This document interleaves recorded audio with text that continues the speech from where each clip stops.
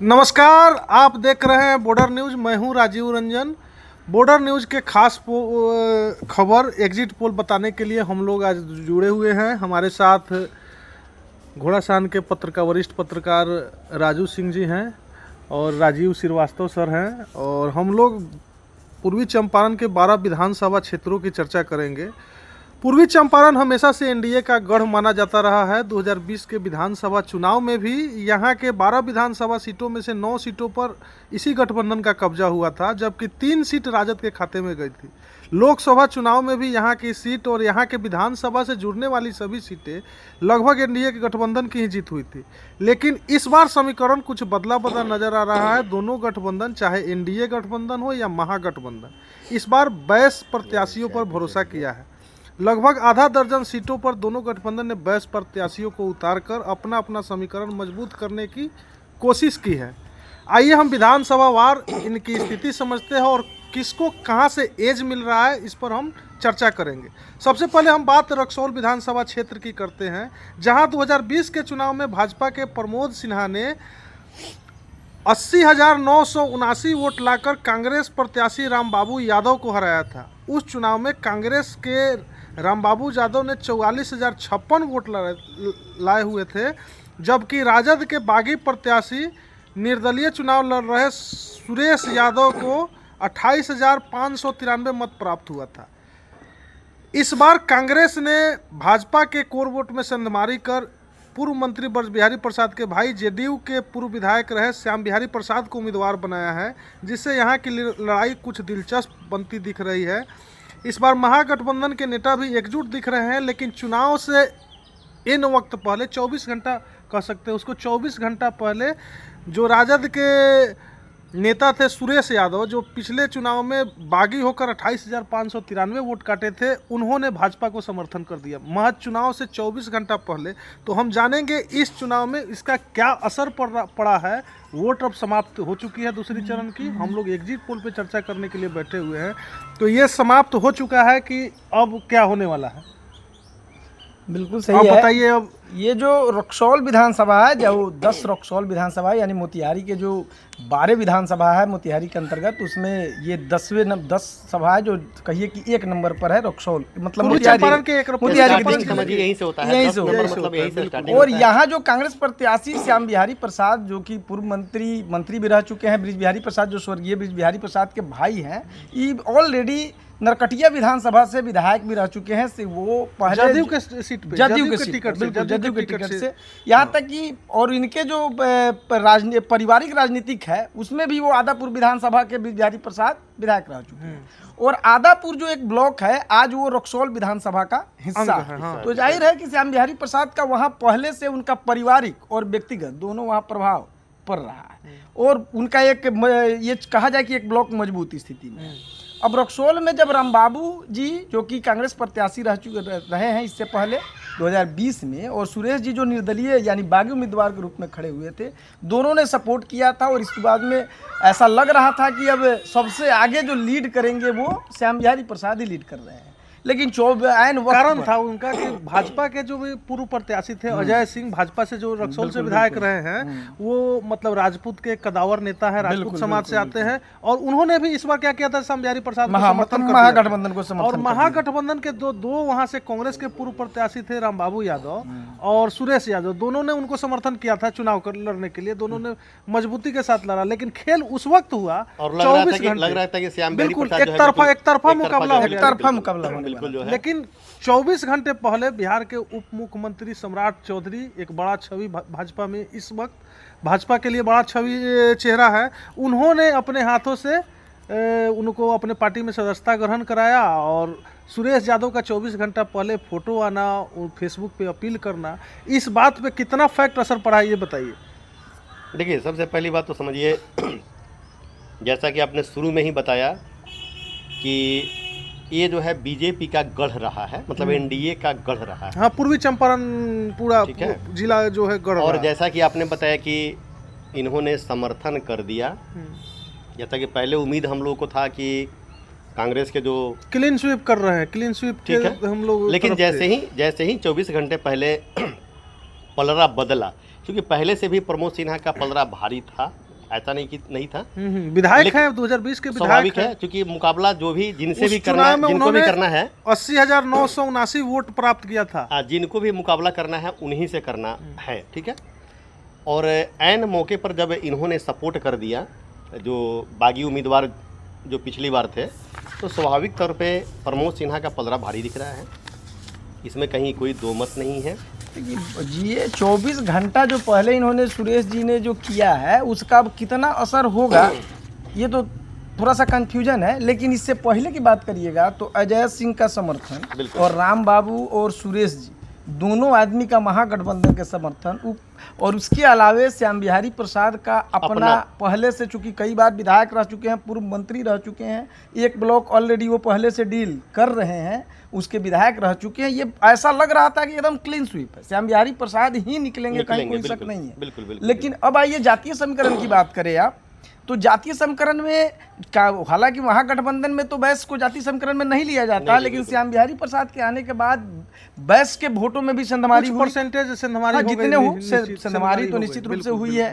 और उधर जो पटेल जी, भुवन पटेल जो जन सुराज से, बिल्कुल हम अब वो जन सुराज से भुवन पटेल जो है, वहाँ स्थिति ये है कि जेडीयू में पहले थे, बिल्कुल जेडीयू के जिला अध्यक्ष रहे और जमीनी नेता माने जाते हैं। वहाँ के जमीनी भुवन नेता पटेल जमीनी नेता माने जाते हैं। अगर मेरी सोच बताई जाए तो जन सुराज एक उसका जो एम है जन सुराज का, या फिर जो एजेंडा है, या वो बहुत अच्छा है, मतलब इसमें कहीं कोई शक नहीं है, तीसरा विकल्प के रूप में अभी जो सामने है। लेकिन फिलहाल उस पार्टी का कोई विशेष समीकरण नहीं है, तो जाहिर है कि उसके जो प्रत्याशी हैं उनका ज्यादा फोकस, उनके माने उनका जो वोट मिलेगा उनके ज्यादा व्यक्तित्व पर निर्भर करना शुरू कर देगा। मतलब आप डायरेक्ट ये कहना चाह रहे हैं, अप्रत्यक्ष रूप से ये कह रहे हैं कि मतलब जन सुराज जो है भाजपा के ही वोट में संधमारी कर रही है। नहीं, मैं नहीं कर रहा हूँ किसी के वोट में संधमारी करिए, मेरा मतलब नहीं है। मेरा मतलब है कि जैसे एक समीकरण का वोट है बीजेपी को, या फिर मतलब एनडीए गठबंधन को, या उसी तरह महागठबंधन का एक मास वोट है उसके अपने समीकरण का, दोनों के समीकरण के अलग अलग वोट है। ये अलग बात है कि कुछ इसमें संधमारी हो जाए, कुछ इसमें संधमारी हो जाए, लेकिन जन सुराज का कोई समीकरण का वोट नहीं है। जाहिर है कि जो प्रत्याशी खड़ा हो रहा है, जो प्रत्याशी उसे बनाया गया है, उसे अपना व्यक्तित्व अपना व्यक्तित्व कहा जा रहा है, या फिर उन्होंने जो एम दिया है, एक विजन दिया है, शिक्षा, रोजगार, जो भी बिल्कुल वो विजन का थोड़ा लाभ मिल रहा है उस प्रत्याशी को, लेकिन किसी समीकरण का लाभ उन्हें नहीं मिल पा रहा है। एज किनको दे रहे हैं? तो जाहिर है, तो ऐसी स्थिति में फिलहाल मतलब अगर सुरेश यादव को जो 24 घंटे किए हैं, इस कारण अब लग रहा है कि वहाँ बीजेपी लीड की ओर है, बीजेपी लीड की ओर है। आप अपना मत बताइए। बिल्कुल जो है स्वाभाविक सी बात है कि आपका प्रमोद सिन्हा पहले से भी विधायक रहे हैं वहाँ, तो और इस बार भी लग रहा है कि बीजेपी निकलेगी, बिल्कुल निकल जाएगी। चलिए अब हम आगे बढ़ते हैं, दूसरी विधानसभा की ओर बढ़ते हैं। दूसरी विधानसभा है, चर्चा करते हैं हम लोग सुगौली विधानसभा की। रक्सौल से सटे ही है, थोड़ा ही दूर पार कीजिएगा रमगढ़वा शहर आ जाता है, जो आपको सुगौली विधानसभा में पड़ता है। यहाँ से पिछली चुनाव की बात करें 2020 में, तो राजद प्रत्याशी शशि भूषण सिंह 65,267 वोट प्राप्त कर वीआईपी पार्टी के उम्मीदवार रामचंद्र सहनी को, ध्यान देने वाली बात है, वीआईपी पार्टी के उम्मीदवार रामचंद्र सहनी को हराया था चुनाव। रामचंद्र सहनी ने इस चुनाव में 61,820 मत प्राप्त किए थे, एकदम मतलब मामूली अंतर से उनको जीत प्राप्त हुई थी। लेकिन इस बार चुनाव लड़ने से पहले ही महागठबंधन, जो वीआईपी पार्टी पहले एनडीए में उस वक्त 2020 के चुनाव में लड़ी थी, इस बार आपको महागठबंधन के साथ आ गई और वीआईपी ने इस सीट को मांगा। वहाँ पर सीट के लिए खींचतान भी हुई, राजद भी प्रत्याशी उतार दिया और वीआईपी भी प्रत्याशी उतार दिया। हुआ यह कि चुनाव से कुछ एक दिन पहले, माफ़ कीजिएगा, नामांकन से एक दिन पहले आनन फानन में राजद से टिकट वापस कराया गया और प्रत्याशी वहीं रहे शशि भूषण सिंह, उनको वीआईपी से अपना नामांकन करना पड़ा। लेकिन इसको त्रुटिवश कहिए या जो कहिए कि उनका नामांकन रद्द हो गया। अब यहाँ से प्रत्याशी बच गए इस चुनाव में लोजपा आर के, जो मोतिहारी से एमएलसी भी रहे हैं, बबलू गुप्ता, राजेश रंजन उर्फ बबलू गुप्ता उनका नाम है। जन सुराज से अजय झा है और तेज प्रताप यादव के प्रत्याशी श्याम किशोर चौधरी, जिनको महागठबंधन ने अभी समर्थन बाद में दे दिया, लड़ाई बना दिया है। लेकिन अब इसका कितना असर पड़ता है इस पर हम लोग चर्चा करेंगे। महागठबंधन श्याम किशोर चौधरी को समर्थन किया तो क्या वो लड़ाई दे पाया, नहीं दे पाया, और किसको एज दे रहे हैं बताइए। देखिए, समर्थन देना और खुद पार्टी का होना, जैसे एनडीए और सर इंडिया, 3 सभाएं हुई हैं उनके लिए, श्याम किशोर चौधरी के पक्ष में इमरान प्रताप गढ़ी, राहुल सर गांधी। मैं वही कहना चाह रहा हूँ। खैर आगे भी कई विधानसभाएं आएगी जिसमें इस तरह की बातें सामने आएगी कि समर्थन देना और खुद पार्टी का होना दोनों अलग अलग चीज़ है। जैसे सपोज कीजिए, बहुत जगह ऐसा आया है कि आरजेडी को एक विशेष जाति का पार्टी लोग बना दिया, माने कहने के तौर पे एमवाई समीकरण को लेकर के जो है। बिल्कुल बिल्कुल। तो ऐसे में अगर मुस्लिम यादव को टिकट जहाँ जहाँ मिला है वहाँ कहीं कोई कन्फ्यूजन न के बराबर है, लेकिन जहाँ जैसे ही दूसरे कास्ट को टिकट मिला वहाँ थोड़ा सा मुस्लिम या यादव थोड़ा सा कटना जो है शुरू किया। सेम वैसे ही बात है। तो अगर इस बात को लेते हैं तो जहाँ तक लग रहा है एमएलसी जो रहे हैं बबलू गुप्ता, ठीक है, उनका जीतना मेरे हिसाब से आपको तय माना जा एक रहा और है। जानकारी दे दूं कि इसी सुगौली विधानसभा में, सर 1 मिनट, एक जानकारी दे दूं, इसी सुगौली विधानसभा में चुनाव के बाद आज बूथ संख्या 218 और 219 पर वीवीपैट मशीन की पर्ची मिली है, जिसमें चुनाव चिन्ह हाथी छाप और ब्लैक बोर्ड छाप का चुनाव चिन्ह था। और ये यहाँ के जो महागठबंधन के समर्थित जो तेज प्रताप यादव के प्रत्याशी श्याम किशोर चौधरी ने चुनाव कैंसिल करने की भी मांग किया है। ये दर्शकों को जानकारी तो खैर ये तो देखिए, ये तो इलेक्शन कमीशन का नहीं, मामला हालांकि होता है। उसका तो रिपोर्ट आ गया है। जिला प्रशासन ने स्पष्ट कर दिया है कि पूरी जो पीठासीन पदाधिकारी थे उनसे माने एक भूल पूर्वक गिर गया था। हाँ, प्रेस और वो विज्ञप्ति चीज- जारी करके प्रेस विज्ञप्ति जारी किया गया है और वो बताया गया है कि इस पर माने मतगणना पर कोई इस पर असर नहीं कोई असर नहीं पड़ेगा। नहीं क्योंकि वो जो होता है ईवीएम जो मशीन होती है उसमें होता है बिल्कुल पूरी जो बिल्कुल है उसका असर नहीं पड़ेगा। लेकिन अब यहाँ कहना चाहेंगे कि प्रत्याशी जो श्याम किशोर प्रसाद हैं, जो तेज प्रताप के पार्टी से हैं, इन्हें भी तो चुनाव आयोग को ये तेज प्रताप के द्वारा चिट्ठी दी गई थी कि इन्हें इनका नामांकन भी रद्द किया जाए, ये हाँ उम्मीदवारी रद्द कर दिया जाए कि हाँ ये बिना हमसे पूछे दूसरे पार्टी से ये समर्थन ले बिल्कुल बिल्कुल। तो इसको लेके एक पत्र जारी किया गया है तेज प्रताप जी के द्वारा कि इनका नामांकन रद्द कर दिया है। हाँ, मांग मैंने किया गया। नामांकन नहीं कही, उम्मीदवारी रद्द कर दिया जाए, मांग उम्मीदवारी किया रद्द गया। की- लेकिन रद्द करने की यहाँ मांग जो है, यहाँ की हमने बात किया है, अब यहाँ देखिए, आप जो बता रहे हैं प्रत्याशी जो शशिभूषण सिंह थे, जो ऑलरेडी विधायक थे, जो पहले एक बार नरकटिया से निर्दलीय भी विधायक लड़ चुके हैं, राजनीति परिवार से आते हैं। हाँ, बहन उनकी बिल्कुल, एमएलसी रह बिल्कुल। चुके हैं, बहनोई उनके हाँ, राजू हाँ, सिंह बिल्कुल, विधायक बिल्कुल, रह चुके हैं। और वो अभी फिलहाल महागठबंधन को सपोर्ट कर रहे हैं। सपोर्ट क्या मजबूरी है कि उनकी कट गई तो निश्चित रूप से वो किसी न किसी के सपोर्ट करेंगे। बिल्कुल, और बिल्कुल। जिनको भी सपोर्ट कर रहे हैं, बबलू गुप्ता जी एमएलसी रहे हैं, धन्ना सेठ में उनकी गिनती होती है। हाँ बिल्कुल बिल्कुल, लेकिन विधानसभा का अनुभव उन्हें भी प्राप्त नहीं है। और नहीं है, बिल्कुल। सुगौली क्षेत्र की विशेष रूप से सुगौली का वहाँ वो के लिए भी कभी नए हैं वो। हाँ, वहाँ के लिए भी वो नए हैं। बिल्कुल। और सुगौली उसका के लिए वो नए हैं, लेकिन विधानसभा जो आप बताए ना, विधानसभा में वो पहले चुनाव लड़ चुके हैं। मोतिहारी से एक बार वो चुनाव, हाँ। मोतिहारी विधानसभा से एक बार हाँ, हाँ, चुनाव वो ठीक। लड़ चुके हैं। मैंने सुगौली लेकिन के लिए वो नए उसमें हैं। उनको सफलता प्राप्त नहीं नहीं हुई। हुआ। सुगौली के लिए भी नए हैं। नए हैं, बिल्कुल। सुगौली का जो भौगोलिक स्थिति है उनके लिए एकदम बिल्कुल सुगौली सा के साथ- नया है क्या? सुगौली के जो लोगों से, मतलब स्थानीय लोगों से बोलो कि एयर ड्रॉप्टेड हेलीकॉप्टर छाप उनका चुनाव चिन्ह है, और हाँ, लोगों ने हाँ, कहा हाँ, कि हेलीकॉप्टर से ये प्रत्याशी बिल्कुल उतरे। बिल्कुल। उनका सीधा ऐसा हेलीकॉप्टर लगता से उतरे, चूंकि सुगौली से उनका कनेक्टिविटी रहा नहीं है। सुगौली से कभी कनेक्टिविटी नहीं रहा। उनकी चर्चा नरकटिया विधानसभा में कुछ समय के लिए होती हाँ, थी। होती थी, कि बिल्कुल, नरकटिया बिल्कुल। विधानसभा से चुनाव लड़ सकते हैं, और नरकटिया कई में बार चर्चाएं हुई है ऐसी। हाँ। लेकिन सुगौली से कभी कोई तर्क ना, अचानक से ये गए हैं। टिकट मिल गया। तो जाहिर है कि थोड़ा सा यहाँ मतलब स्थिति क्या हो, असमंजस है। लेकिन अब फिलहाल जो दिख रहा है, जो चूंकि महागठबंधन में जो जितने उलट फेर हुए हैं, ये कंफ्यूजन में खुद लोग आ गए हैं, और इसकी वजह से आप कह सकते हैं कि फिलहाल बबलू गुप्ता जी देखिए, मेन हाँ सर, तो एक चर्चा हम लोगों ने कैंसिल छोड़ होना। दिया, एक चर्चा हम लोगों ने छोड़ दिया।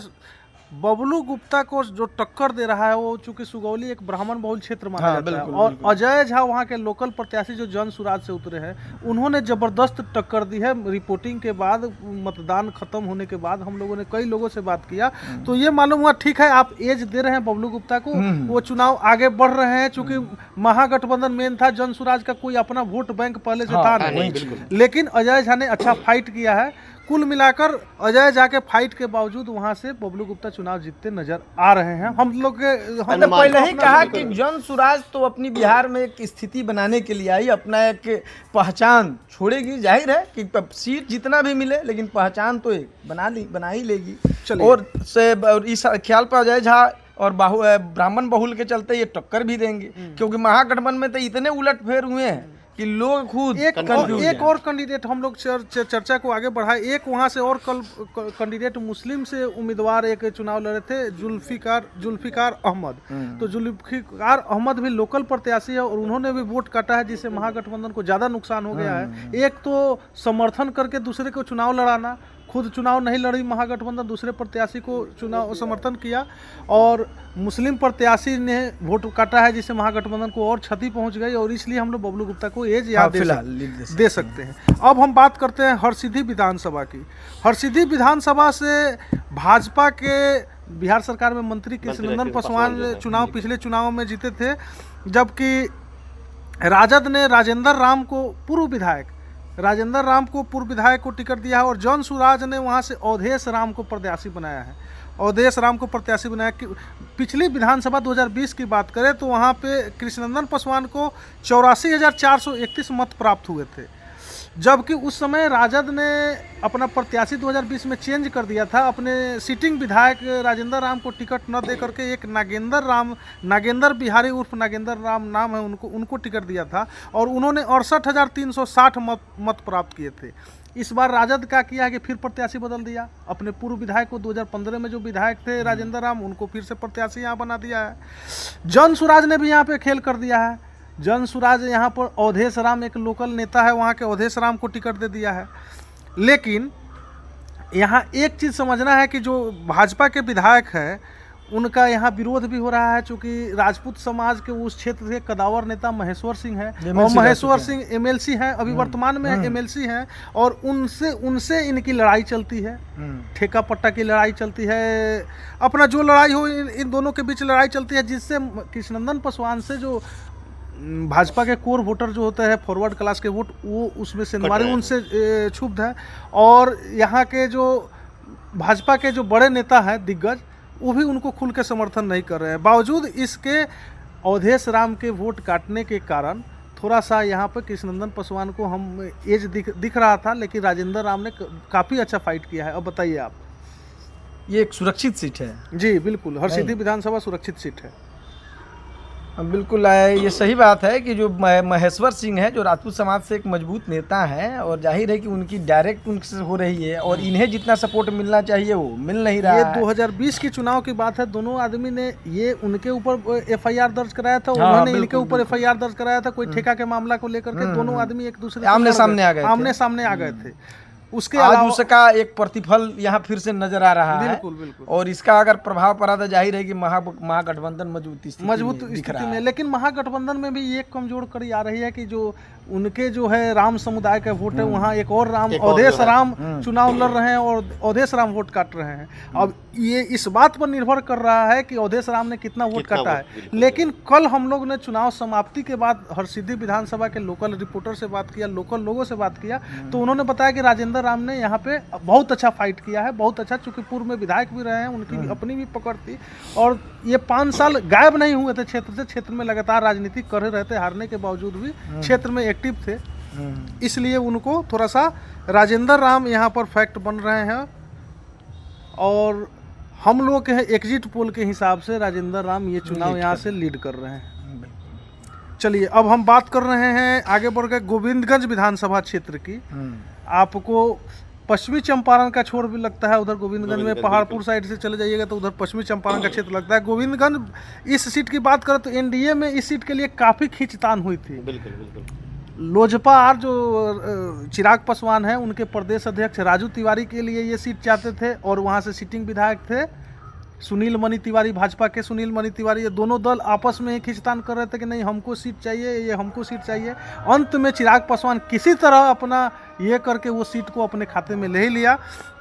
मजबूरी ये हुआ कि वहाँ से सुनील मणि तिवारी को ड्रॉप करना पड़ा, और राजू तिवारी उम्मीदवार बनाए गए। पिछली विधानसभा की बात करें तो उस 2020 के चुनाव में सुनील मणि तिवारी 65,544 वोट प्राप्त कर कांग्रेस के प्रत्याशी ब्रजेश पांडे को हराया था। ब्रजेश पांडे को एक छोटा सा परिचय दे दूं कि देश के जाने माने पत्रकार रवीश कुमार के बड़े भाई है ब्रजेश पांडे, और वहीं उनका घर पड़ता है जितवारपुर नाम का जो गांव है, उस जितवारपुर में उनका घर पड़ता है ब्रजेश पांडे का। उन्होंने चुनाव लड़ा था कांग्रेस के टिकट पर, और ये सुनील मणि तिवारी लड़े हुए थे भाजपा के टिकट पर। और राजू तिवारी उस बार लोजपा से गठबंधन नहीं था, तो राजू तिवारी लोजपा के टिकट पर लड़े थे। उस चुनाव में सुनील मणि तिवारी को 65,544 वोट प्राप्त हुआ था। कांग्रेस के ब्रजेश पांडे को 37,620 मत प्राप्त हुआ था, जबकि लोजपा के राजू तिवारी जो इस वक्त एनडीए गठबंधन के प्रत्याशी है उनको 31,300 वोट प्राप्त हुआ था। लोजपा आर के राजू तिवारी राजन तिवारी के राजन तिवारी के बड़े भाई हैं। राजू तिवारी बड़े हैं, राजन तिवारी छोटे हैं। राजन तिवारी का बाहुबली वाला छवि है रहा है। कांग्रेस की बात करें तो यहाँ से कांग्रेस के जिला अध्यक्ष शशि भूषण राय और गप्पू राय चुनाव लड़ रहे हैं, जो वर्तमान में यहाँ की उनकी पत्नी जिला परिषद अध्यक्षा है, तो उनकी अपनी पकड़ है। 3 बार के जिला परिषद कृष्णकांत मिश्रा को यहाँ पे जन सुराज ने अपना उम्मीदवार बनाया है। लेकिन एक खबर और वहाँ से आई है कि भाजपा वहाँ भीतरघात कर रही है। सुनील मणि तिवारी का जो खेमा है वो भीतरघात कर रहा है, चूँकि वहाँ के सिटिंग विधायक थे और उनको टिकट नहीं मिला। तो एक वीडियो भी आया था कि हम लोग चुनाव करेंगे यहाँ से, तो इस तरह का जो बात आई थी उसके बाद भी राजू तिवारी वहाँ से चुनाव जीतते दिखाई दे रहे हैं। अब आप बताइए, आपको क्या समीकरण कैसा दिख रहा है वहाँ से, क्योंकि वो ब्राह्मण बहुल क्षेत्र है, ब्राह्मण भूमियार बहुल क्षेत्र है गोविंदगंज विधानसभा। देखिए यहाँ ठीक है कि राजू तिवारी जी को मिल रहा है, राजू तिवारी जी लीड करते नज़र आ रहे हैं, लेकिन यहाँ मामला जहाँ तक मेरा आकलन है कि यहाँ त्रिकोणीय बनाने की भी भरपूर कोशिश की गई है। और जो ये भीतरघात हुआ है बीजेपी कोर में, ये इनको बहुत ज़्यादा प्रभावित कर सकता है। और हम जो गप्पू राय जी हैं उनको आप हल्के में ले नहीं सकते हैं। जाहिर है कि उनका भी वर्चस्व, उनका एक अपना, और आज ही नहीं बहुत पहले से उन्होंने अपनी जमीन तैयार की है। वो पहले से चुनाव लड़ते आ रहे हैं। हाँ, ऐसा नहीं कि अचानक से उस फील्ड में चले आए। उन्होंने उस मतलब गोविंदगंज में पहले से अपनी जमीन तैयार करके रखे हैं। और एक अभी के दौर में जब से इनकी पत्नी अध्यक्षा बनी है तब से राजनीतिक जो चढ़ाव होता है, राजनीतिक जो एक स्टेटस होता है इनका और बड़ा है समाज में। तो जाहिर है कि मुझे लगता है कि ये बनाने के लगे हुए हैं त्रिकोणीय लड़ाई, इसमें चल जा रही है। लेकिन भीतरघात अगर बढ़ा, एक बार बढ़ा है, हो सकता है ये जो है हो सकता है मेरे ख्याल से गप्पू राय जी भी लीड करे बिल्कुल। जो चलिए, तो हम लोग किसको एज दे? यहाँ थोड़ी सी कंफ्यूजन है। देखिए, गप्पू राय भी हो सकते हैं, अगर भीतरघात कितनी हुई है इसका अंदाजा तो करना संभव नहीं है। सही बात है। और अपनों में जब भीतरघात होगा तो डबल वोट है, क्योंकि आपका 5,000 कट रहा है तो आपके बीच का जो डिफरेंस है वो 10,000 चला। चलिए, गोविंदगंज की बात अब हम लोग केसरिया विधानसभा की तरफ रुख करते हैं। यहाँ से हम लोग गोविंदगंज से गप्पू राय कांग्रेस को हम लोगों ने एज दे रहा है। हम लोग के जो अपना एग्जिट पोल में आ रहा है, हालांकि क्लियर है कि एग्जैक्ट पोल नहीं है, ये हमारा एक आकलन है। थोड़ा सा हम कुछ स्पष्ट करना चाहेंगे, क्योंकि होता क्या है, लोगों के मन में कुछ कंफ्यूजन रहता है कि पत्रकार लोग अपने से बकबका दिए और जो है होता नहीं, नहीं है। पहले सुन लीजिए, तो हम स्पष्ट कर देना चाहते हैं कि देखिए, एग्जिट पोल का मतलब ये नहीं है कि जो हम कह रहे हैं वही होगा, नहीं, बिल्कुल नहीं। ये क्या है, एक हमारा जिस तरह से आप अनुमान लगाते हैं, एक पॉसिबिलिटी है, ठीक है। तो इसलिए ऐसा नहीं है कि जो हम कह रहे हैं वही होगा। हालांकि स्पष्ट हो जाएगा 14 तारीख को जो है, लेकिन एक जो हम लोगों का जो आकलन है, जो विश्लेषण है, उसके आधार पर हम बता रहे हैं कि ये लीड कर सकता है या फिर ये जीत सकता है। कोई चीज़ है कि आप करने के लिए तो आम जनता भी अपना विश्लेषण करती है, ऐसा नहीं। आप खुद भी, आप जितने लोग हैं देख रहे हैं वो सभी ऑलरेडी आप अपना भी एग्जिट पोल निकालते हैं। हम लोग टीवी चैनलों की तरह एग्जिट पोल नहीं दिखा रहे, हम लोग जो है आंकड़ा हमारा एक विश्लेषण है। मतलब मिला जुला के ये कहा जाए कि हम लोग ने आज 20 साल से 15 साल से जो पत्रकारिता का अनुभव है, एक जो नेटवर्किंग है, उसके आधार पर आकलन लेके हम आपको एक पॉसिबिलिटी बस दिखा रहे हैं। ये कहीं ये सच होगा या फिर नहीं होगा, इसका दावा हम बिल्कुल नहीं करते हैं, क्योंकि ये तो 14 तारीख को ही पता लगेगा कि क्या होगा। बस मेरा एक हम लोगों का एक आकलन है। चलिए अच्छा, आगे जो है देखिए, आगे बात हम करते हैं केसरिया विधानसभा की। केसरिया विधानसभा की बात करें तो यहाँ 2020 के चुनाव में जेडीयू की शालिनी मिश्रा ने 40,219 वोट ला करके राजद के संतोष कुशवाहा को चुनाव हराया था। संतोष कुशवाहा उस चुनाव में 30,992 वोट प्राप्त किए थे, जबकि रालोसपा के टिकट पर चुनाव लड़ रहे थे उस समय महेश्वर सिंह जो एमएलसी हैं वर्तमान में, महेश्वर सिंह को 18,576 वोट आया था। और जदयू जहां चुनाव लड़ी थी वहां लोजपा भी चुनाव लड़ी थी। 2020 के चुनाव में जदयू को डैमेज करने के लिए लोजपा उस समय चुनाव लड़ी थी, तो लोजपा ने यहां एक राम शरण यादव को टिकट दिया था, जिन्होंने भी 18,904 वोट प्राप्त किए थे। वोटों में बिखराव हो गया था, तो 40,000 वोट ला करके ही उस समय शालिनी मिश्रा चुनाव जीत गई थी। इस बार की बात करें तो इस बार महेश्वर सिंह के बेटे वरुण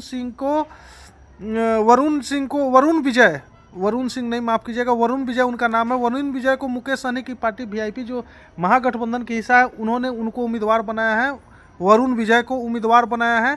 जदयू के शालिनी मिश्रा वहां से विधायिका है, जदयू ने फिर उन पर भरोसा जताया है। जन सुराज ने यहाँ से एक प्रमुख पति है, उनकी पत्नी प्रमुख है वहाँ के पप्पू खान, उन पर भरोसा किया है। वहीं राजद की एक वहाँ की जमीनी नेता है, राजद के महिला सेल की जिला अध्यक्षा है, नाम है उनका पूनम देवी, जो 2 बार जिला परिषद की सदस्य रही है, राजद से बागी होकर के चुनाव लड़ रही है। एक और उस क्षेत्र के एक प्रसिद्ध लोक गायक है, उस क्षेत्र में बहुत प्रसिद्ध है, तेज प्रताप यादव के पार्टी विनोद बेदर्दी चुनाव लड़ रहे हैं। गाना सुना ही होगा, हमेशा वो फेसबुक सोशल मीडिया पर उनका चलते रहता है, वो चुनाव मैदान में लड़ रहे हैं। इन सबका बीच में हमारे हिसाब से जदयू को फायदा होता दिख रहा है और शालिनी मिश्रा फिर से चुनाव देखिए स्वाभाविक है जहां वोटों का बिखराव हो, जैसा कि आपने पहले बताया इसके पहले वाले चुनाव में कि वोटों का बिखराव होने के कारण 40,000 मात्र मत ला करके शालिनी मिश्रा जो है विजय प्राप्त की थी, और इस बार भी वही दिख रहा है। वहाँ पे कई दिग्गज जो है अलग अलग कारण है कि यहाँ से जो ये इस क्षेत्र में कानू की संख्या बहुत अधिक है, जो बैस जो भाजपा के कोर वोटर में है। कानू ने भी उम्मीदवार खड़ा किया है।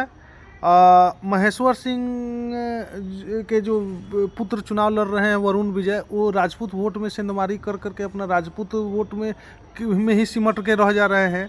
लेकिन शालिनी मिश्रा जो है और लगातार नीतीश कुमार के टच में रह के काफी काम भी किया है उस क्षेत्र में, पूरी क्षेत्र में चर्चित भी है, बिल्कुल चर्चित भी रही है, और इसलिए उनको हम लोग वहाँ से एज दे रहे हैं। हमको लग रहा है कि पूरे अगर बिहार की देखी जाए इस मतलब ये जो है, मैंने आपके कहने का अनुसार कि पिछले 2020 में जो बिखराव था फिर वही बिखराव है, वही बिखराव वहाँ पर उस क्षेत्र में दिख रहा है। मैंने अभी का जो स्थिति है उसके हिसाब से अनुमान लगाया जा रहा है कि ऐसा संभव है कि शालिनी मिश्रा, लोकल लोग भी बता रहे हैं कि शालिनी मिश्रा पर ही भरोसा जता रहा है। लोकल लोगों से भी बातचीत हुआ है तो उन्होंने शालिनी मिश्रा पर भरोसा जताया है। चलिए अब हम कल्याणपुर विधानसभा की बात करते हैं।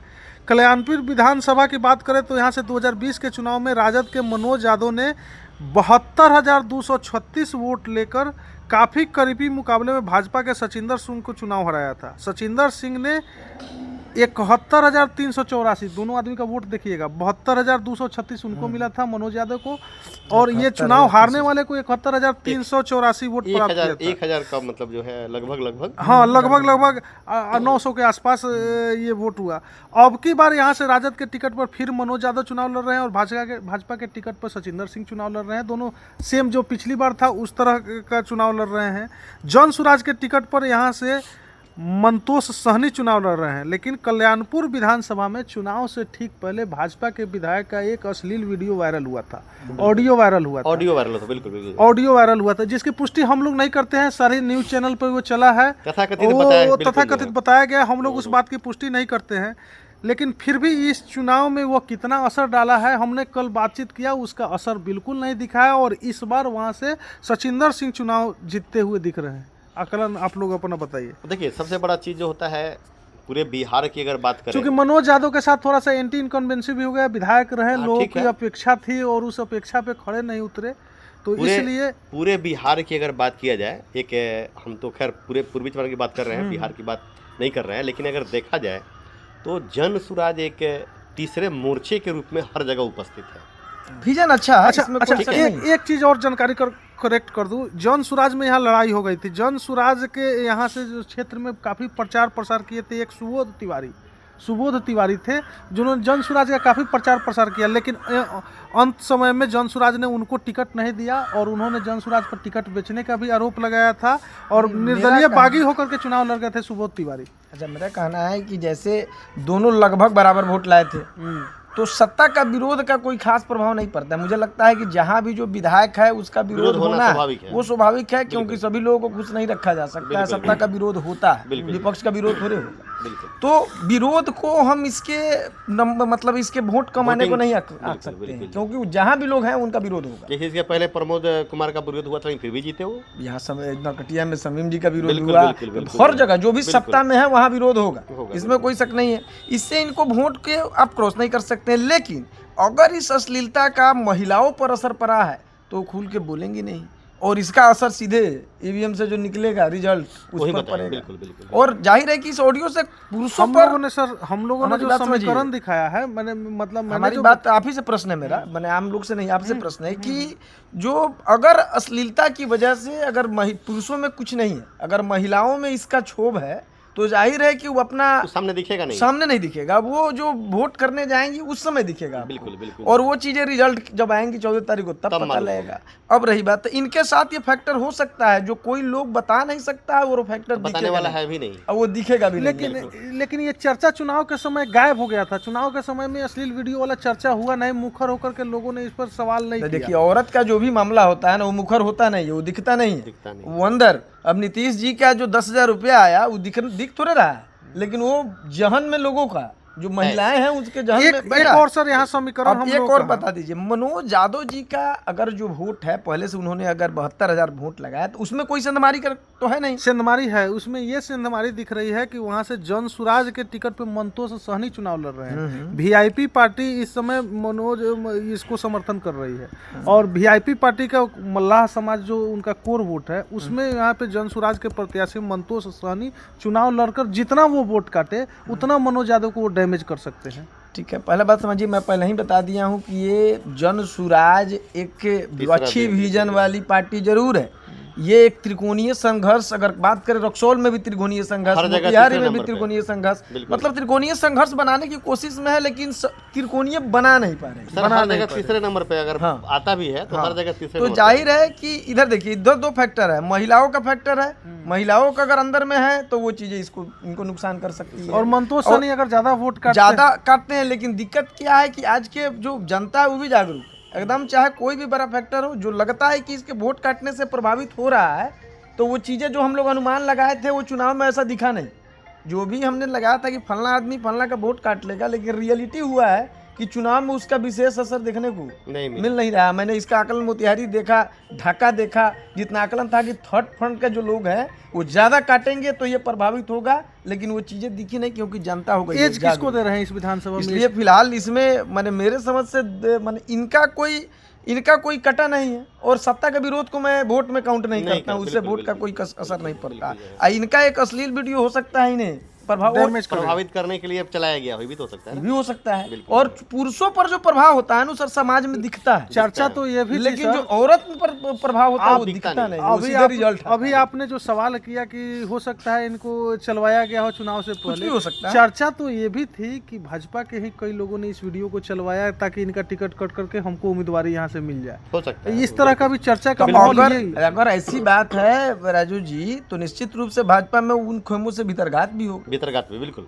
तो फिर इनको ये डैमेज होंगे, मेरे ख्याल से ये डैमेज होंगे। इनके पास आपका एक ही गुण है कि संतोष सहनी जी अगर इनको डैमेज कर सकते हैं, लेकिन इनके पास दो फैक्टर होंगे। अगर भाजपा ये चाह रहे, भाजपा के लोग ही चाह रहे थे, तो जाहिर है कि भाजपा में उधर भीतरघात होगा जितना % हो सके। तो चलिए, अभी हम लोग विधानसभा की चर्चा कर रहे हैं। एक और है अंतिम, मुजफ्फरपुर के सीमा को टच करती है पिपरा विधानसभा।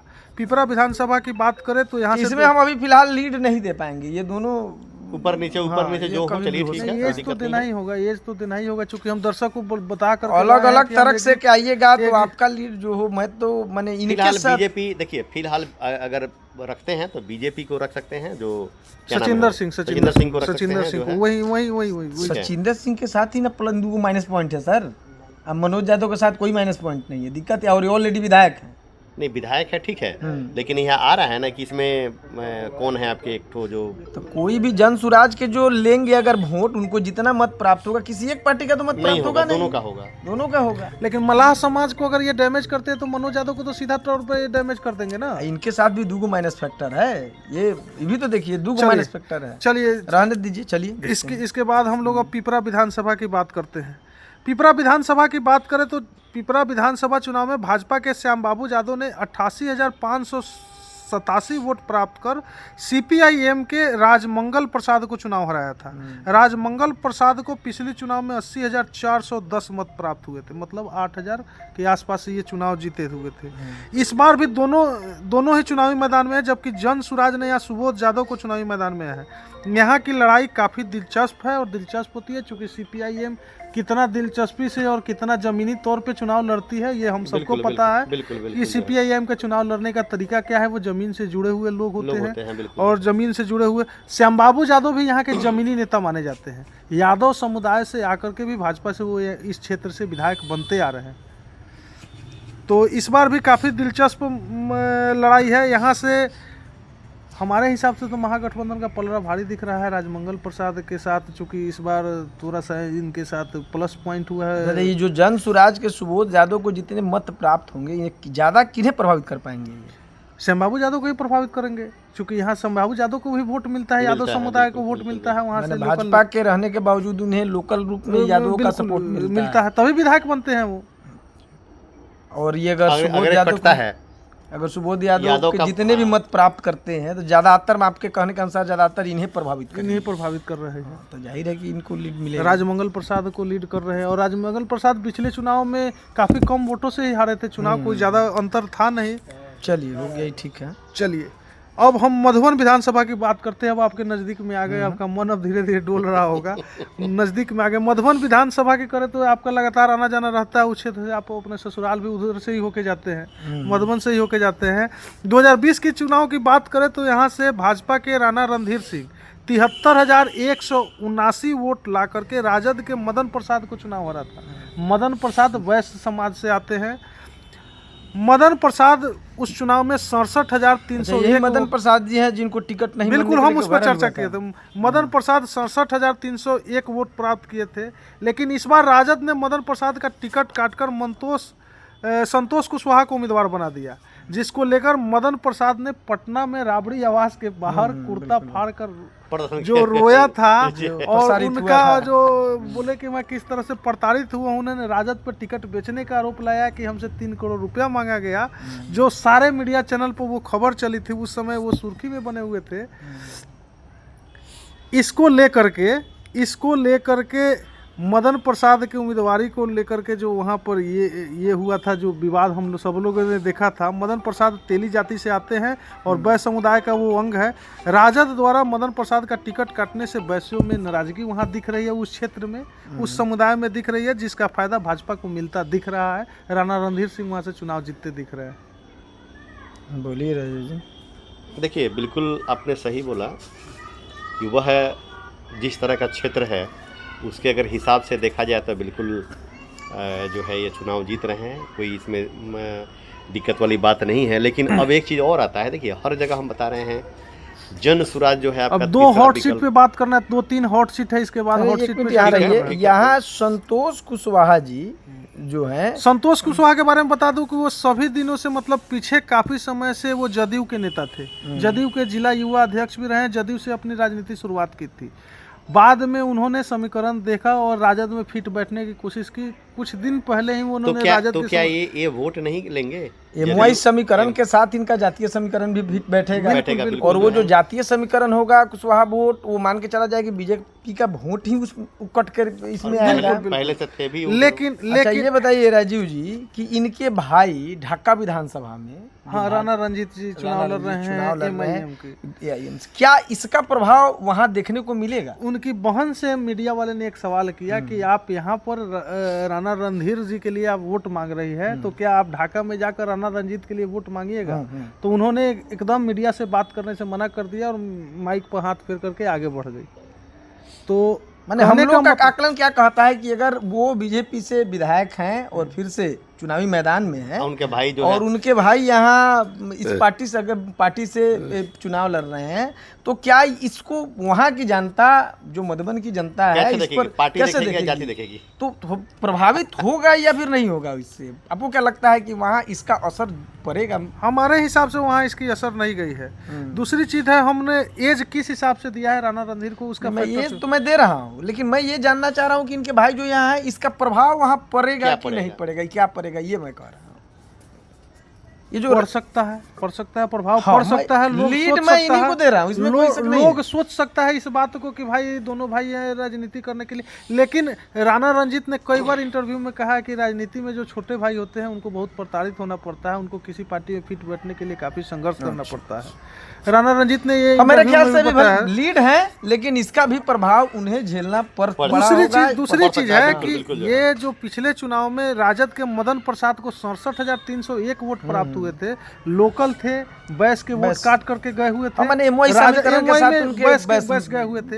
लेकिन वो बैस अब नाराज, मदन प्रसाद ने आकर के जो भीतरघात वाली बात किया, जो रोया, एक जो उनके साथ सिंपैथी लोगों की जुड़ी, उस हिसाब पे वो बीजेपी में जुड़ गया वो, और वो बीजेपी में प्लस हो गया ना। जो बीजेपी को उस समय 73,179 वोट पड़ा, बैस को छोड़ के पड़ा था, तो अब ये प्लस हो जाएगा ना उधर, तो वो प्लस हो जाएगा, उनका मिलता है। चलिए अब हम आपके नज़दीक चिरैया विधानसभा की बात करते हैं, हॉट सीट। चिरैया विधानसभा की बात करें तो यहाँ से हमेशा दो यादवों के बीच की लड़ाई की फायदा भाजपा को होती है।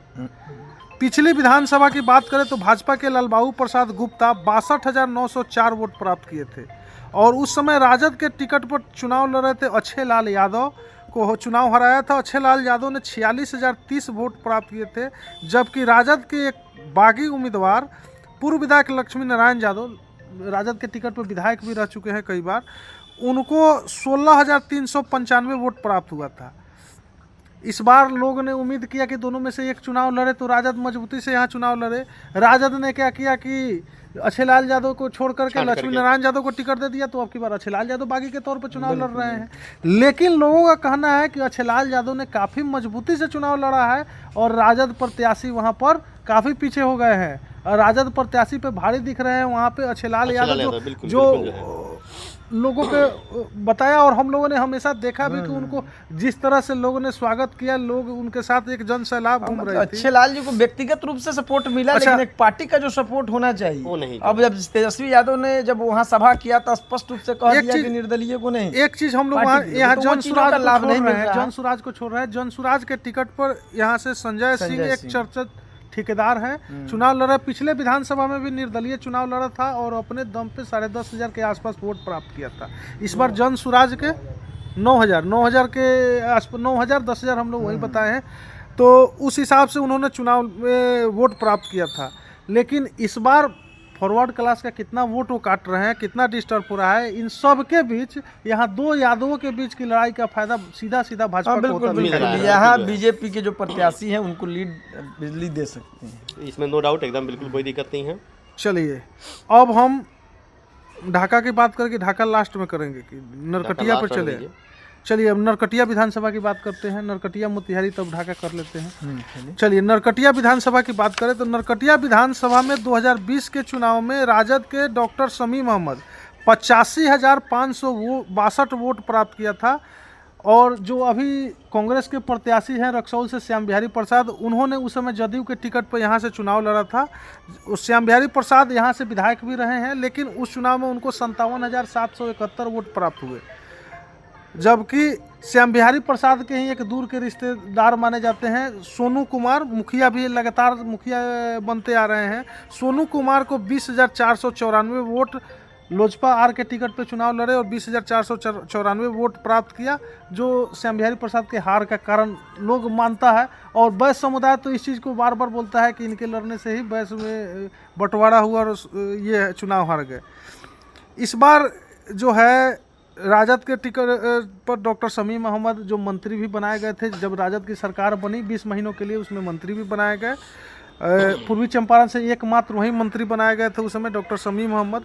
जदयू ने एक दूसरे बैस उम्मीदवार विशाल शाह को उम्मीदवार बनाया है। विशाल शाह कुछ खेल करने का भी प्रयास किया, इसमें उन्होंने बैस की गोलबंदी की, सोनू कुमार मुखिया को मिलाया, चाहे जिस तरह मिलाया हो, आप वो कैमरे के पीछे की बात है, वो उस पर हम चर्चा नहीं करेंगे, लेकिन मिलाया, वो चुनाव लड़े। जॉन सुराज ने यहाँ पे क्या किया कि वो खेल करने के लिए भाजपा के एक नेता जो भाजपा के संजय जायसवाल के करीबी माने जाते रहे हैं, संजय जायसवाल के साथ लड़े, चुनाव में मजबूती से रहे, जिनके परिवार में पंचायती राज चुनाव का हर पोस्ट है, लाल बाबू प्रसाद यादव जो लोकल बनकटवा प्रखंड से आते हैं, लाल बाबू यादव को चुनाव मैदान में उतारा। सोनू कुमार मुखिया विशाल कुमार के समर्थन में चले गए। तो किस तरह से अब इस यहाँ के समीकरण देख रहे हैं, उसके बाद एज पर हम लोग चर्चा करेंगे कि एज किसको दे रहे हैं।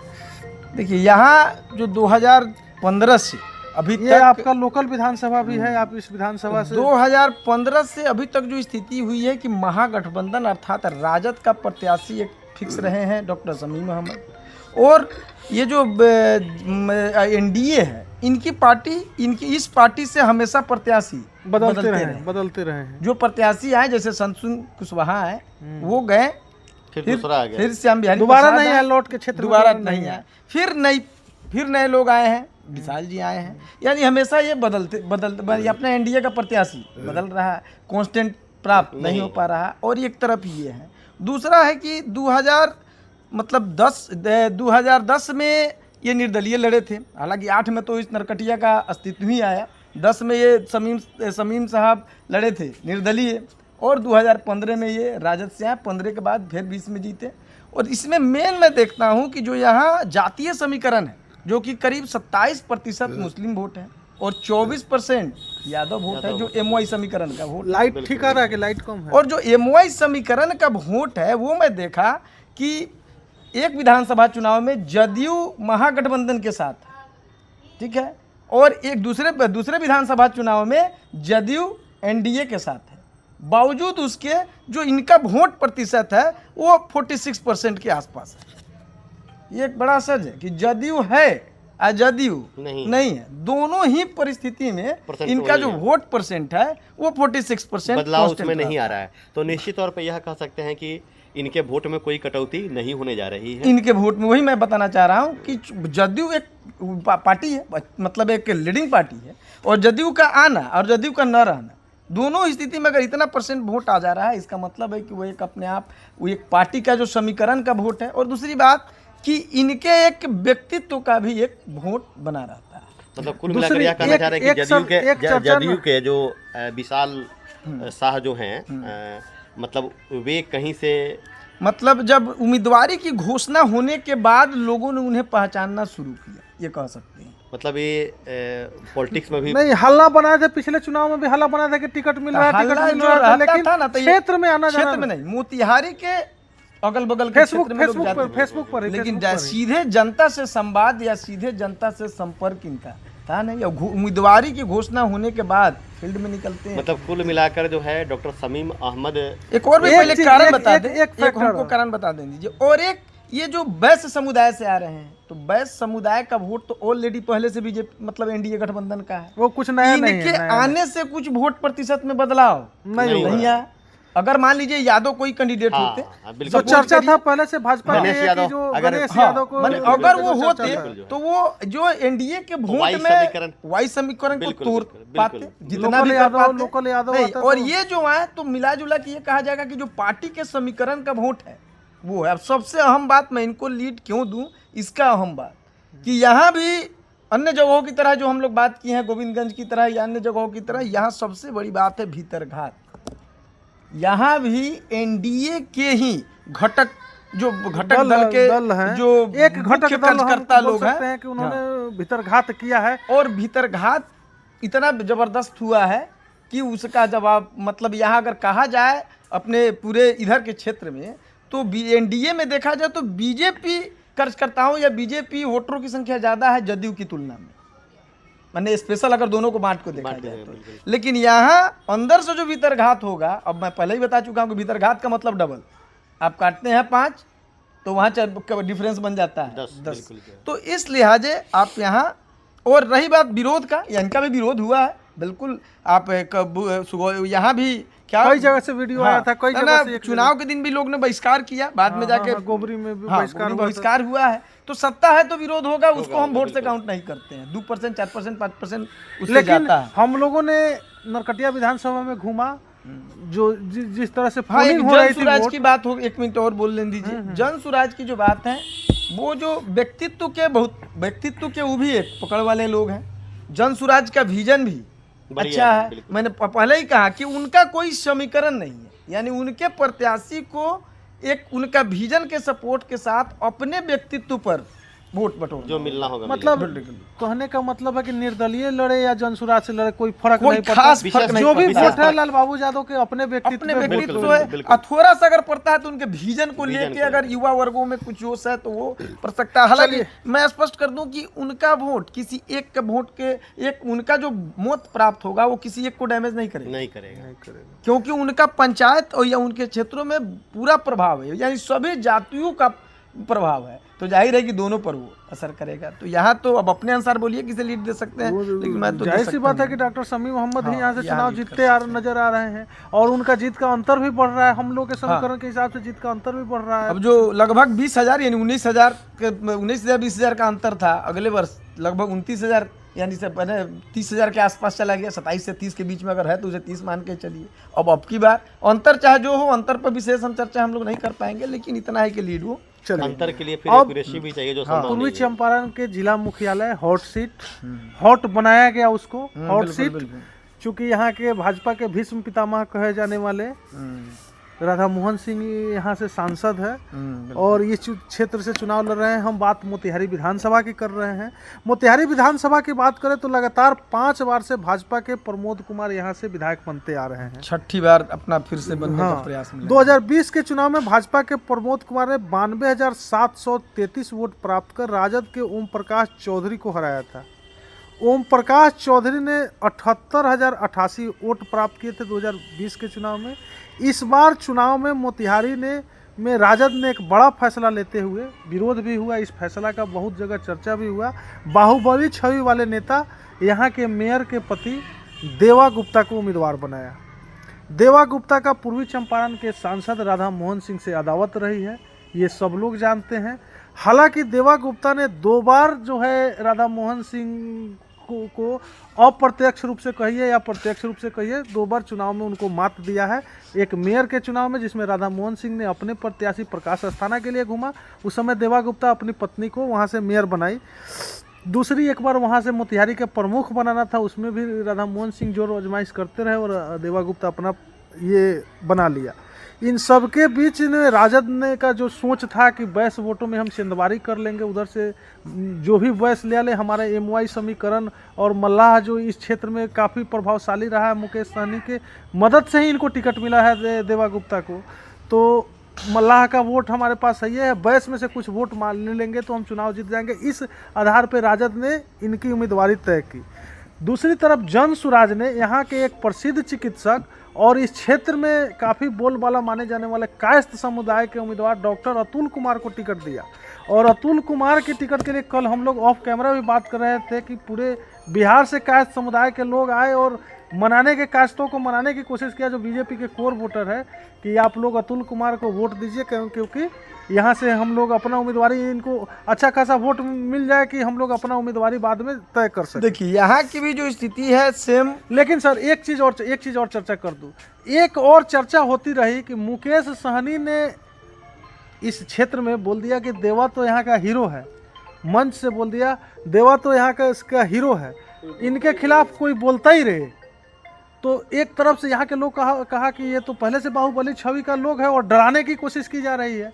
तो इससे कितना वोट बैंक पे इफेक्ट पड़ा है, लोगों पे कितना इफेक्ट पड़ा इस बात का कोई बोलता ही रहे वाला शब्द जो कि कोई बोलता ही रहे। पहले बोल लीजिए आप, फिर हम इस पर मैं यहाँ की राजनीति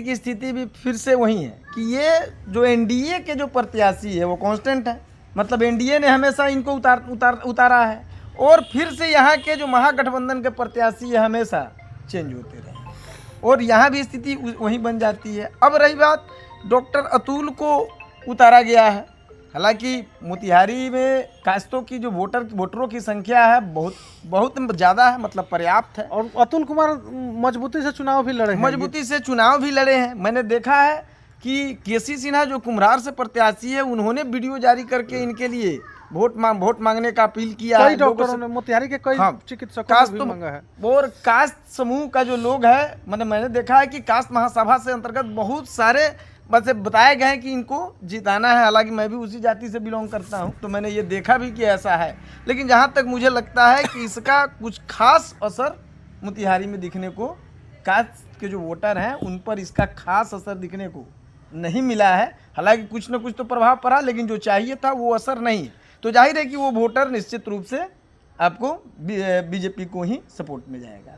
अब रही बात है कि मणिभूषण श्रीवास्तव हैं, जिन्होंने स्पष्ट रूप से फिर से बीजेपी के लिए, जबकि राजद के वो रह चुके हैं नेता, यहाँ तक कि एक बार अनाउंसमेंट भी हो गई थी उन्हें टिकट की, बाद में विनोद श्रीवास्तव को दे दिया गया। अब उन्होंने घोषणा कर दिया है कि मैं बीजेपी के साथ हूँ। अब उनका देवा गुप्ता के साथ किस तरह का संबंध है, क्या है, इस पर मैं विशेष चर्चा नहीं करूँगा। फिलहाल मुझे, अगर ये आमने सामने की तो जंग है ही, या फिर इसे यहाँ है कि जो जनसुराज के प्रत्याशी डॉक्टर अतुल, ये त्रिकोणीय बनाने में लगे हैं। अभी सफलता क्या है ये कंफर्म नहीं किया जा सकता। एक यहाँ पे जदयू के जो छात्र विंग के अध्यक्ष है दिव्यांशी भट्ट, हाँ, वो चुनाव लड़ रहे हैं, वो दूरबीन को लेके हमेशा, हाँ बिल्कुल, और उन्होंने काफी मजबूती से लड़ा है। तो वो भूमियार समाज का कितना वोट काट पाए हैं, वो भी फैक्टर रखता है। अगर हालांकि वो चर्चाओं में बने थे, बिल्कुल मोतिहारी विधानसभा में, अगर इन लोगों ने अच्छा खासा वोट काटा होगा तो देवा गुप्ता चुनाव जीत जाएंगे। अगर इन लोगों के साथ वोट नहीं गया होगा तो प्रमोद कुमार यहाँ से चुनाव जीतेंगे। मेरा जो ये मानना है। देखिए, सबसे पहला बात है, जहाँ तक आपने राजद की बात कही कि मंच से ही ऐसा बोला गया, डराने का प्रयास किया गया, तो नहीं, वोटरों ने कहा कि ये तो डराने का प्रयास है, वोटरों की बात ही हम कह रहे हैं। तो ऐसी परिस्थिति में वहाँ चूँकि व्यवसाय और व्यवसायी जो है अधिक है संख्या में, तो निश्चित तौर पे व्यवसायियों का टर्नअप जो है, अगर देवा गुप्ता की तरफ रहा भी होगा तो वह सीधा प्रमोद कुमार के तरफ जो है टर्न हुआ। तो ऐसी स्थिति में निश्चित तौर पे, जहाँ तक जैसा कि उन्होंने बताया कि जो अतुल कुमार का वोट है वो खासी जाति प्रभाव को लेकर प्रभावित नहीं हुआ, तो निश्चित तौर पे जो है प्रमोद कुमार यहाँ पे आगे निकलते दिख रहे हैं। और जैसा कि पहले से भी हुए हैं, इसके पहले भी उनका विरोध हुआ था, फिर भी वे निकले। और जहाँ तक है, अब बोलिए, जो एक बार है उसका सत्ता का विरोध हो रहा है, ये तो ऑलरेडी 5 बार है, तो जाहिर है कि इनके विरोध और इनके चुनाव में भाजपा के कदावर नेता राधा मोहन सिंह, इनकी जीत और हार राधा मोहन सिंह की जीत हार पर डिपेंड करती है। राधा मोहन सिंह मतलब प्रमोद कुमार गुप्ता को हराना, इसका मतलब आप राधा मोहन सिंह को हरा देंगे। बात इसलिए सत्य है कि जितना भी करे, कम ही प्रभाव पड़ा हो, अतुल जी काटेंगे, जितना उनको वोट मिलेगा, या फिर भारद्वाज जी को जो मिलेगा, तो ये सब निश्चित रूप से ये सब इनको प्रभावित महागठबंधन को नहीं करने जा रहा है। ये सभी प्रभावित वोट ये आपके प्रमोद जी को ही होगा, अर्थात एनडीए गठबंधन को ही ये नुकसान होगा। टक्कर जो है एकदम जोरदार। और आप इस समीकरण के साथ देवा गुप्ता चुनाव में आए हैं, तो 10% भी बैस को तो लेके जाएंगे ही ना, ज्यादा नहीं जोड़ते हैं, 10% ही तो जितना बैस है उसमें से 10% ही तो कम से कम लेके जाएंगे ना। एमओआई जो समीकरण है, उनका समीकरण तो ठीक है, पहले से जो है वो है। समीकरण के अलावे जो बैस के जो घटक उनके जातीय हैं, उसका तो 60% एबव ले जाएंगे बिल्कुल, इसमें कोई शक नहीं है। अगर वो बिजनेस में भी है तो उनको उनसे कम से कम डर नहीं है ना, नहीं है। अगर मान लीजिए कि वो बाहुबली ही है, सपोज करिए, तो जो उनके घटक हैं या उस समुदाय से हैं, उनको उनसे डर नहीं है और ना उनको दिक्कत है। तो इस अगर जो डराने की बात भी हो रही है, तो उससे उन पर कोई असर नहीं पड़ेगा।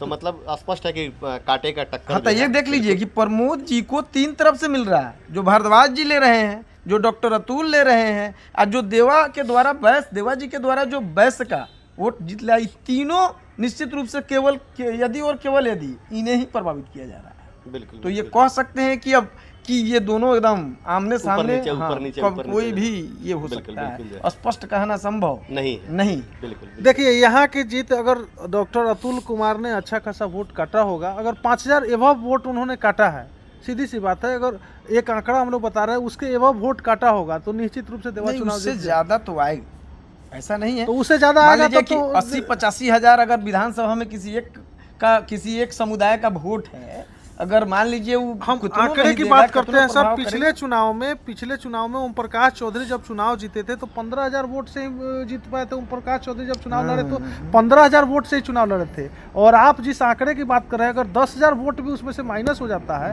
10000 और 5000 अगर भूमिहार 15000 वोट माइनस हो गया तो इनका तो सीधे ही पकड़ हो गया। उसमें आप बैस की वोट इनके साथ देवा गुप्ता के साथ जोड़ रहे हैं, उसका भारद्वाज जी काटेंगे। वही बता रहे हैं ना, 10000 15000 वोट अगर इन दोनों मिला करके काट ले रहे हैं, डॉक्टर अतुल कुमार और दिव्यांश भारद्वाज काट ले रहे हैं, तो उनके वोट में से तो 40% ऐसे ही बस खिसक गया। तो ये अंतर अब तो विरोध काफी का बढ़ गया मामला ना। कहिएगा ना तो ज्यादा होगा, क्योंकि 5 साल तक लगातार है, तो जाहिर है ज्यादा होगा। विरोध ज्यादा होगा। बिल्कुल बिल्कुल। चलिए सर, नेक्स्ट, चूंकि लंबा जो है खिंचा रहा है वीडियो जो है, तो थोड़ा सा इसको देखिए। अगर तो अब चलिए, अब जिसका हम सबको इंतजार था, जिसका चर्चा का, ढाका विधानसभा का, दर्शक भी इस क्षेत्र के ही ज़्यादा दर्शक हैं हमारे देखने वाले, तो उन्होंने भी बहुत टकटकी से ढाका विधानसभा की चर्चा करने के लिए है। ढाका विधानसभा की बात करें तो 2020 के चुनाव में इस मुस्लिम बहुल माने जाने वाले क्षेत्र में हिंदू वोटों को बड़े शिद्दत से गोलबंद कर भाजपा के पवन जायसवाल ने 99,792 वोट प्राप्त कर राजद के फैसल रहमान को चुनाव हराया था। फैसल रहमान को उस चुनाव में 89,678 वोट प्राप्त हुए थे, जबकि रालोसपा के टिकट पर, तत्कालीन रालोसपा के टिकट पर चुनाव लड़ रहे राम पुकार सिन्हा को 10,392 वोट प्राप्त हुए, माफ़ कीजिएगा 10,932 वोट प्राप्त किए थे। पवन जायसवाल फायर ब्रांड छवि वाले जमीनी नेता माने जाते हैं, चुनाव लड़े हैं, निर्दलीय से चुनाव लड़े हैं, जबकि उनसे अलग राजद के फैसल रहमान जो है मरहूम राज्यसभा सांसद मोतीउर रहमान के पुत्र हैं। मोतीउर रहमान साहब मुसलमानों की एक बड़ी छवि माने जाते थे। राजद सुप्रीमो लालू प्रसाद यादव भी उनको अपने साथ हेलीकॉप्टर में लेके पूरे बिहार में दौरा करते थे और मुसलमानों के बड़े चेहरा माने जाते थे। उनके पुत्र हैं, फैसल रहमान चुनाव लड़ रहे हैं। ढाका क्षेत्र की बात करें तो यहाँ पर 2 अलग अलग विधानसभा प्रखंड है, 2 घोड़ासान प्रखंड और ढाका प्रखंड, दोनों की अपनी अपनी समीकरण है। ढाका प्रखंड जो है मुस्लिम बहुल क्षेत्र माना जाता है, जबकि घोड़ासान उससे इतर है। यहाँ पर कई जातियों के गुलबंद है, इसमें कुशवाहा, तेली, कानू कई जाति आती है। अब इस चुनाव को आप इस बार कैसे देखते हैं, उस पर चर्चा कीजिए। देखिए, जो फैसल रहमान जी हैं, जो कि राजद से हैं, महागठबंधन के प्रत्याशी हैं, वो खुद भी एक चुनाव लड़े भी हैं, जीते भी हैं और हारे भी हैं। उनका परिवार भी दोनों की छवि एक ही जैसी है, दोनों चुनाव हारे हैं, जीते हैं। और इनका परिवार भी पहले से राजनीतिक से जुड़ा हुआ है। हालांकि पवन जी की ये शुरुआती है। पवन जी जो भी राजनीतिक में किए हैं वो मतलब अपने वो और पंचायती चुनाव से लेकर के यहाँ तक हाँ, पहुंचे हैं, वो चुनाव लड़ और फैसल जी को एक विरासत का भी लाभ मिला है। खुद भी राजनीति में रहे और इनके विरासत का भी लाभ मिला है। हालांकि दोनों की छवि से बिल्कुल सेम है, क्योंकि निश्चित रूप से दोनों कभी एक बार ये जीते हैं, कभी वो जीते हैं, कभी ये हारे हैं, कभी वो हारे हैं। निश्चित रूप से है कि ढाका प्रखंड यहाँ पे जो है क्लोजली फाइट होते रहता है। हाँ, बिल्कुल। और जो ढाका प्रखंड है उस पर ज्यादा प्रभाव फैसल रहमान जी को देखने का मिलता है। ठीक उसी तरह से जो घोड़ासान प्रखंड है उस पर ज्यादा प्रभाव पवन जायसवाल जी को मिलता है। अब यही हम लोग का निष्कर्ष यही है कि अगर अब बीच में जो जन सुराज आए हैं, तो मैंने जितना हम लोगों ने आकलन किया था कि जन सुराज के आने के बाद कुछ खास प्रभाव पड़ेगा, बीजेपी के वोट बैंक में ज़्यादा संदमारी हो पाएगी, उस तरह की स्थिति बनी नहीं है। मतलब जन सुराज के द्वारा उस तरह की स्थिति तो नहीं बनी है। बावजूद इसके कुछ लोकल राजनीति भी, और हालांकि लोकल राजनीति ऐसा नहीं कि घोड़ासान में ही है, ढाका में भी लोकल राजनीति होगी।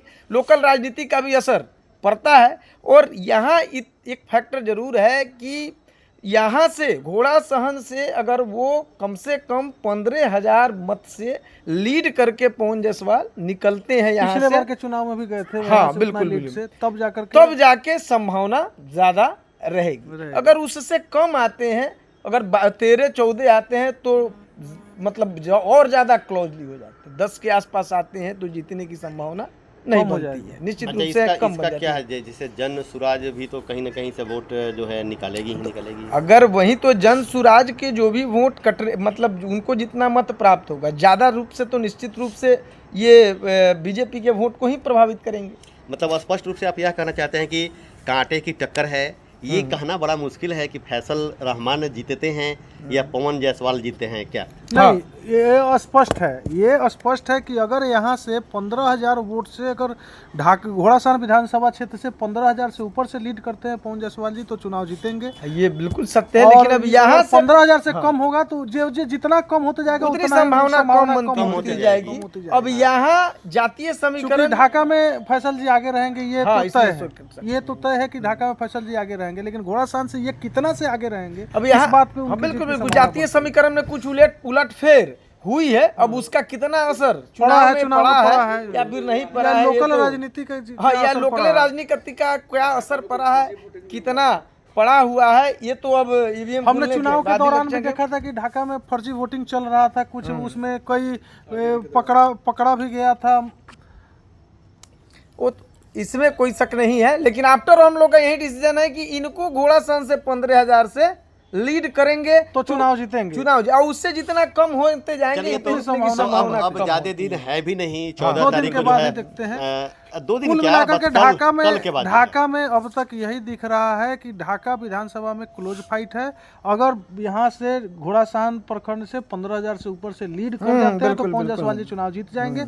अगर उनसे जितना कम लीड करेंगे उतनी उनकी कम संभावना बनती दिखेगी। हाँ, अब वही बता रहे हैं कि घोड़ासहन में क्या जो उलटफेर हुआ है उसका प्रभाव कितना होगा, ये कहना मुश्किल है। ये जो रिजल्ट आएगा तो ही कुछ बताया जा सकता मतलब ये जो हम लोगों ने किया पूरे पूर्वी चंपारण जिले में 3 जगह ऐसा है कि जहाँ थोड़ा सा बड़ा हाँ, जैसे मोतिहारी असमंजस को की देख स्थिति है, लीजिए, बिल्कुल जो है। यहाँ पे ढाका को देख लीजिए, ऐसे कई जगह है जहाँ स्पष्ट कहना संभव नहीं है। जैसा हम लोग कई जगह पर आ गए हैं कि कहीं आप इनको कह रहे हैं, हम इनको कह रहे हैं, तो जाहिर है कि जहाँ क्लोजली फाइट है वहाँ थोड़ा सा क्लियर करना पॉसिबल नहीं है। चलिए, तो ये थे हम लोगों ने जिलेवार पूरे विधानसभा का चर्चा किया है और दर्शकों को बताने की कोशिश की है कि किस सीट से कौन से प्रत्याशी लीड कर रहे हैं, किनको एज मिल रहा है। ये हम लोगों का एग्जिट पोल था। आप लोगों को हमारा प्रोग्राम कैसा लगा, अपना राय कमेंट बॉक्स में दीजिएगा।